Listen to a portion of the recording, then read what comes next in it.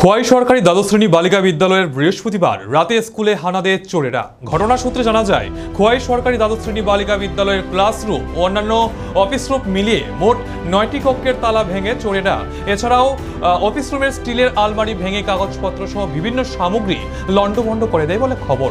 তবে চোরেরা কি কি সামগ্রী বা রেকর্ডপত্র চুরি করে নিয়ে গেছে তা এখনো স্পষ্ট করে বলতে পারছে না স্কুল কর্তৃপক্ষ। কিন্তু স্কুলের সিসি ক্যামেরা, স্টোরেজ ও কম্পিউটারের সফটওয়্যার, হার্ডওয়্যার উধাও। কর্তৃপক্ষ এখন সবকিছু খতিয়ে দেখছে।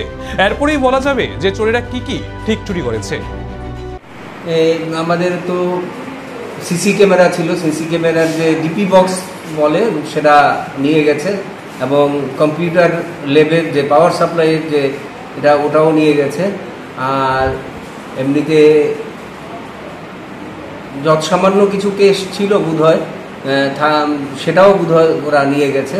আর কাগজপত্রগুলো এখনো দেখা চলছে, ফাইনাল এখনো কিছু হয়নি। আমরা চালিয়ে যাচ্ছি কি কি, কিন্তু মনে হয় অনেকজনই এসছিল, কারণ 9টা রুমে প্রায় 25-30টা আলমারি একবারে তছনছ করে ফেলেছে, ওরা ভেঙে গুড়িয়ে দিয়েছে।